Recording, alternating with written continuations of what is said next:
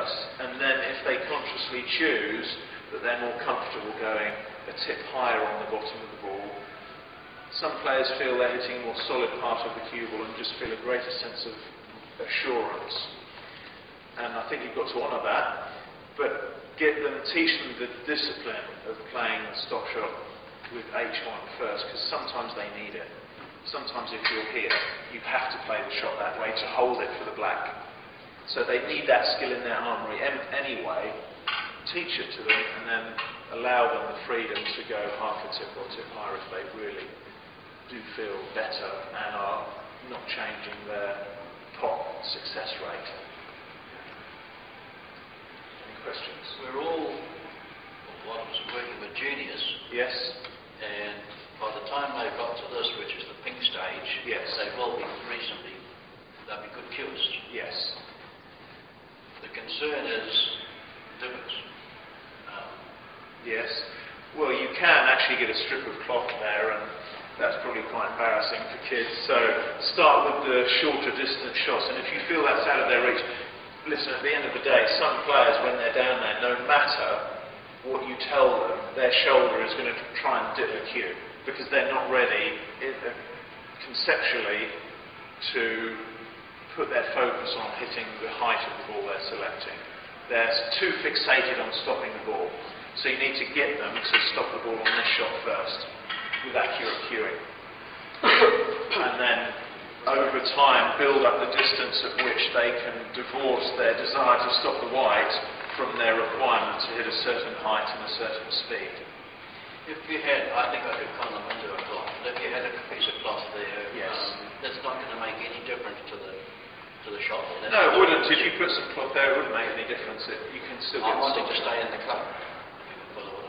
Yes, you don't want to get kicked out by the management, and I understand that. And occasionally, as we said, deliberate failure principle, you can actually ask the player to go lower and lower until they miscue. It's much easier for you to do that and for them to do that if there's a piece of cloth there, a rectangular piece of cloth.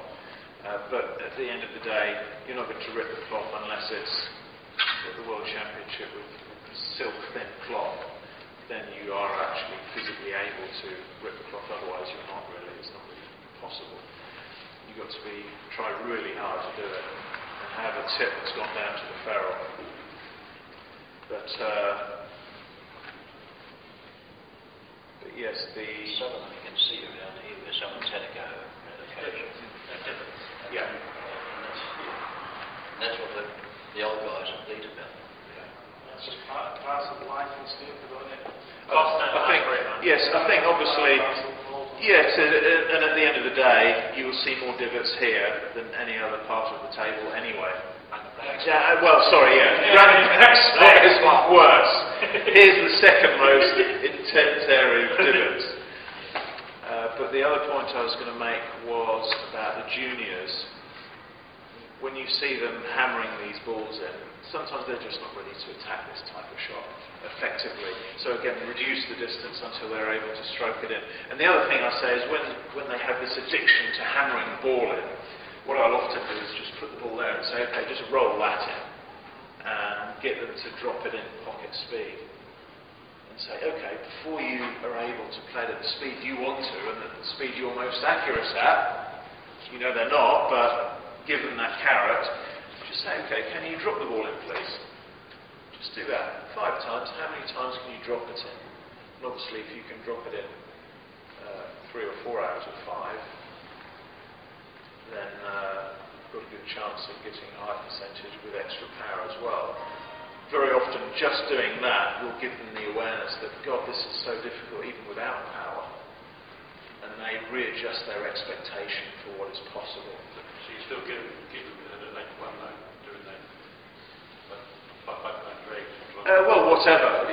Any height, but get them to drop the ball in pocket speed. Even if they're H2 or H3, just get them to, or whatever height they're normally accustomed to playing, just say, okay, do that at pocket speed. And if they can get 2 points like that, that's their ultimate target where you can drop 2 balls in. And in fact, one of the exercises that we do, I think it's later on in the, maybe towards pink or black, to the end of pink or black, is playing 10 of these, and each ball that you pot scores 1 point. So it's a maximum of 20 points, isn't it? 10 object balls and 10 cue balls. It's a nice little target, because it's counterintuitive. I don't want the white in the pocket, but no, you do actually. If you can do that and drop the white in, you've got a very high level of skill on that particular shot, right?